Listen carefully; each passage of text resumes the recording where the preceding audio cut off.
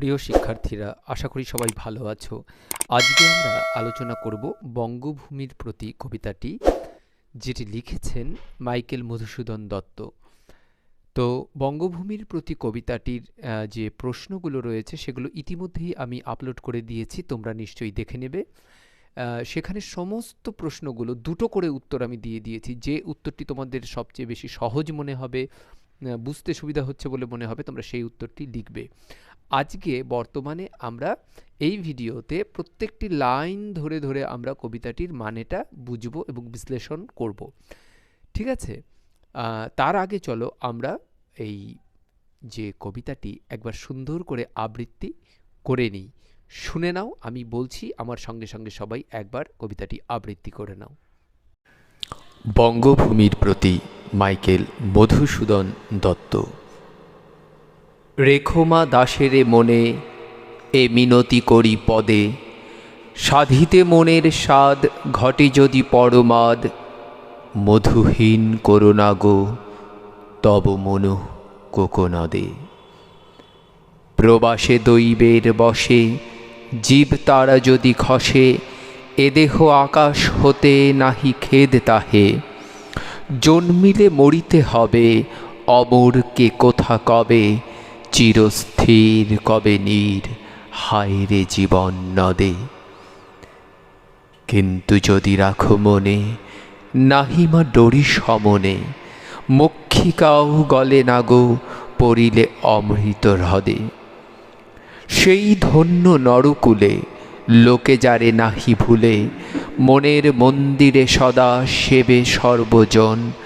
কিন্তু কোন গুণ আছে যাচিব যে তব কাছে, হেন অমরতা আমি কহ গো শ্যামা জন্ম দে। তবে যদি দয়া করো ভুল দোষ গুণ ধরো, অমর করিয়া বড় দেহদাসে সুবর দে।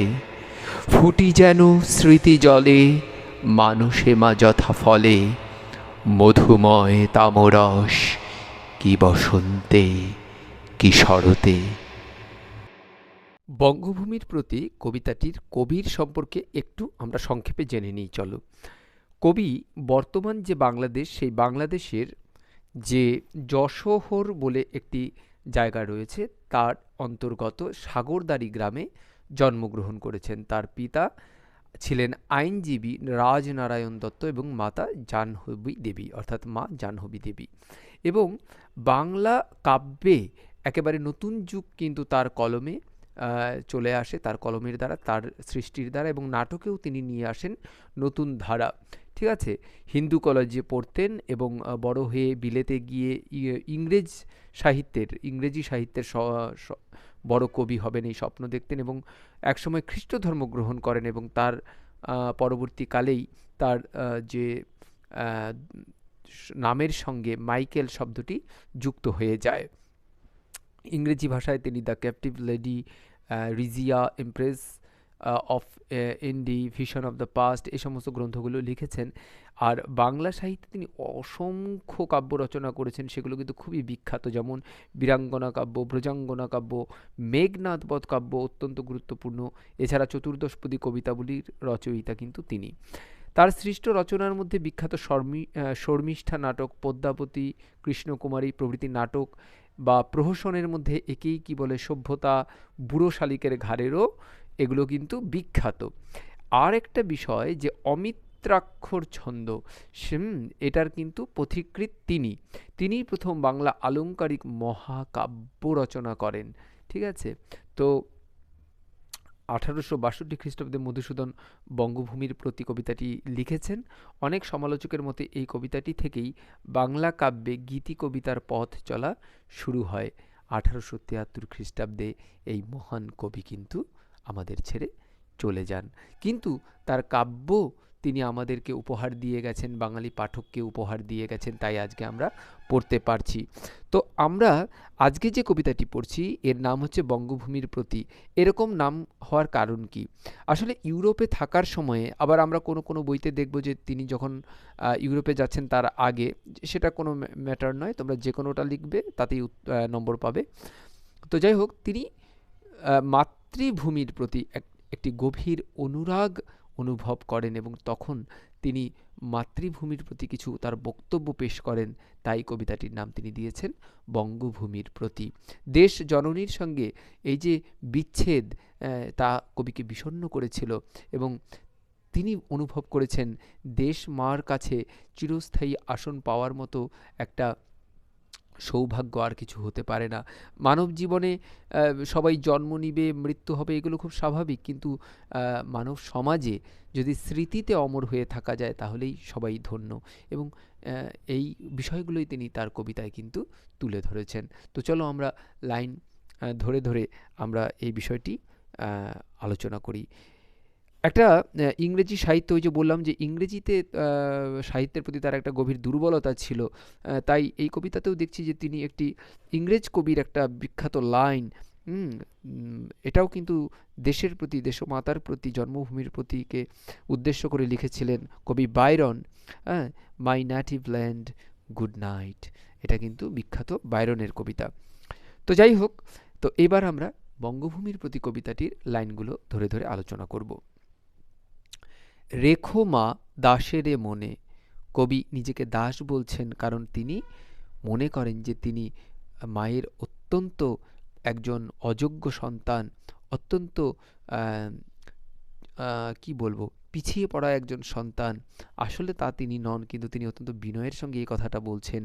এ মিনতি করি পদে, একটা মিনতি, একটি অনুনয়, একটি বিনয়, একটা বিনীত প্রার্থনা তিনি জানাচ্ছেন।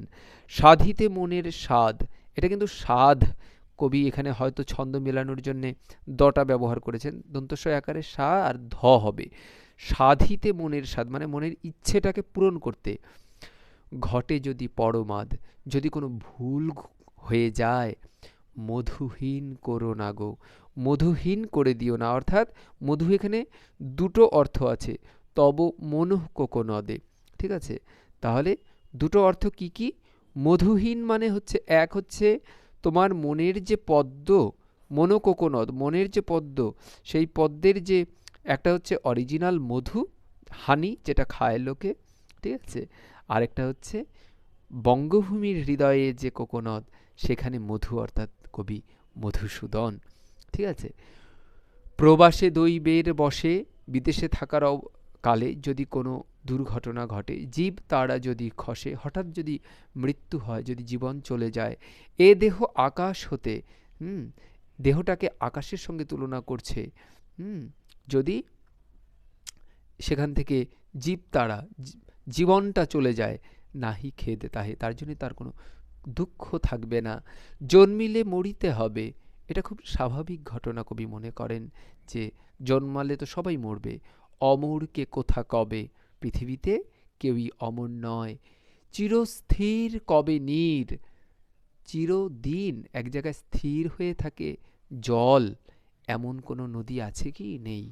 হায় রে জীবন নদে, ঠিক সেরকম জীবন রূপ যে নদী, মানুষের জীবন কখনো থেমে থাকে না, সেখানে জীবন কখনো স্থায়ী হয় না, জীবন আসে, জীবন চলে যায়, জীবনের ধারা চলতে থাকে। তাই যে আসবে তাকে যেতে হবে, আবার নতুন কেউ আসবে। কিন্তু যদি রাখো মনে, নাহিমা ডরি সমনে, মৃত্যুকে আমি ভয় পাই না, সমন মানে মৃত্যু, যদি তুমি মনে রাখো। মক্ষিকাও গলে না গো, পড়িলে অমৃত হ্রদে, জলের মধ্যে যদি মাছি পড়ে মরে যাবে, কিন্তু সেই হ্রদ যদি অমৃতের হয়, সেটা যদি অমৃতও থাকে, তাহলে তো সে আরও অমর হবে। তাই এই মৃত্যু মৃত্যু নয়, যদি বঙ্গজননী, দেশের মানুষ, বাংলার মানুষ তাকে হৃদয়ে স্থান দেয়। এবং আমরা সত্যি আজ দেখতে পাচ্ছি যে মাইকেল মধুসূদন দত্ত, তার দেহ হয়তো চলে গেছে, হ্যাঁ, তিনি হয়তো সেই অর্থে মারা গেছেন, কিন্তু মানুষের হৃদয়ে কিন্তু একটি স্থায়ী আসন তিনি লাভ করেছেন। সেই ধন্য নরকুলে, মানুষের সমাজে সেই ধন্য, কারা ধন্য? যার অনেক টাকা আছে, যার অনেক কোটি কোটি টাকা ব্যাংক ব্যালেন্স আছে, যার গাড়ি আছে, বাড়ি আছে, যে এই সমস্ত বিষয়ের উপরে ধন্য হয় না মানুষের জীবন। ধন্য কখন হয়? দেখো উত্তরটা, লোকে যারে নাহি ভুলে, মানুষ যাকে ভুলে যায় না, যার কথা মানুষ হৃদয়ে স্থান দেয়। মনের মন্দিরে সদা সেবে সর্বজন। মনের যে মন্দির, সেখানে যাকে মানুষ স্থান দেয়, যাকে মানুষ স্মরণ করে, যাকে মানুষ পুজো দেয়, তার মতো ভাগ্যবান আর কে আছে? কিন্তু কোন গুণ আছে যাচিব যে তব কাছে? কিন্তু কবি বলছেন যে আমার তো এমন কোনো গুণ নেই যে আমি তোমার কাছ থেকে এতটা আশা করব। যদিও আছে, আমরা জানি, কিন্তু তিনি বিনয়ের সঙ্গে বলছেন। তিনি নিজেকে অত্যন্ত ছোট জ্ঞান করছেন, ছোট বলছেন। আসলে আমরা জানি তিনি কত মহান। হুম, হ্যাঁ, কিন্তু তিনি একটা সংশয় প্রকাশ করছেন যে আমি কেন, কি অধিকারে, কি গুণ আমার আছে যে তোমার কাছে আমি চিরকাল অমর হয়ে থাকবো, তোমার হৃদয়ে স্থান পাবো। হেন অমরতা আমি, কহ গো শ্যামা জন্ম দে। যে জন্মদাত্রী, তোমার কাছে আমি এত বড় চাওয়াটা কি করে চাই? তবে হ্যাঁ, একটা অপশন আছে। সেই সুযোগে এটা হতে পারে কি, তবে যদি দয়া করো। মা তো তার সন্তানকে দয়া করবেই, তাই না? মা কি সন্তানের দোষ গুণ এত কিছু ভেবে চিনতে চলে? কোন ছেলে ব্যারিস্টার হলো, কোন ছেলে পড়াশোনায় ফেল করলো, তাই বলে কি মার আদর স্নেহ মায়া মমতা কমে? কখনোই কমে না। তাই তিনি বলছেন যে আমার হয়তো গুণ নেই, কিন্তু তুমি তো মা, আমি তো সন্তান। তবে যদি দয়া করো, ভুল দোষ গুণ ধরো, অমর করিয়া বড়, দেহদাসে সুবর দে।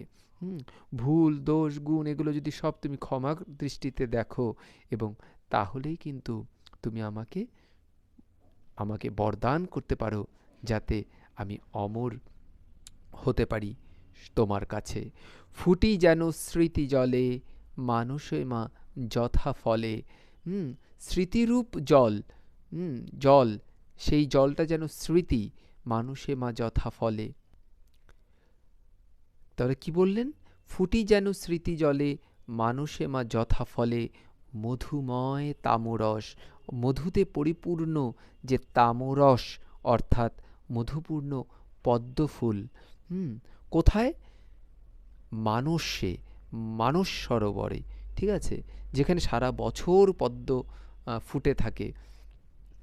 ঠিক সেরকম তোমার স্মৃতিরূপ জলে যদি আমার মতো অসহায় সন্তান এরকম সারা বছর ওই পদ্ম ফুলের মতো ফুটন্ত জীবন্ত হয়ে থাকতে পারি, কি বসন্ত কি শরতে, সে বসন্ত ঋতু হোক বা শরৎ ঋতু হোক, প্রত্যেকটি সময় তোমার হৃদয়ে, তোমার মানসে, তোমার মনে যদি আমি সবসময় স্থায়ী আসন লাভ করি, তাহলেই কিন্তু আমি অমরত্ব লাভ করব। তাহলেই মনে করব যে আমার এই জীবন ধন্য, মানুষ হিসেবে নরকুলে আমি ধন্য। এবং আমরা জানি সত্যিই আজ তিনি কিন্তু অমর হয়েছেন তার রচনার মধ্য দিয়ে। বঙ্গজননী, বঙ্গবাসী বাঙালিরা তাকে কিন্তু হৃদয়ে স্থায়ী আসন দিয়েছেন। তাহলে দেখো কত সহজেই এই কবিতাটি বারবার শোনো, বারবার বলো, কবিতাটি আবৃত্তি করো, আর প্রশ্ন নিয়ে একদম ভাববে না, কারণ আমার আরও দুটো ভিডিও রয়েছে শুধুমাত্র এই বঙ্গভূমির প্রতির ওপরে। দেখো সেখানে দুটো করে উত্তর আমি দিয়ে দিয়েছি, একটা নয়, বারবার বলছি দুটো করে উত্তর আছে। যে উত্তরটা তোমাদের পছন্দ তোমরা সেই উত্তরটা পড়বে। তোমাদের অবশ্যই আর কোনো টিউশন পড়তে হবে না, বই কিনতে হবে না। তোমরা কিন্তু এই ভিডিওগুলো দেখেই, এই চ্যানেলটিকে সাবস্ক্রাইব করে রাখলেই কিন্তু তোমাদের সমস্ত কাজ হয়ে যাবে। আশা করি তোমরা প্রচুর প্রচুর নম্বর পাবে এবং আনন্দের সঙ্গে বই পড়বে। ভালো থেকো, ভালো রেখো সবাইকে।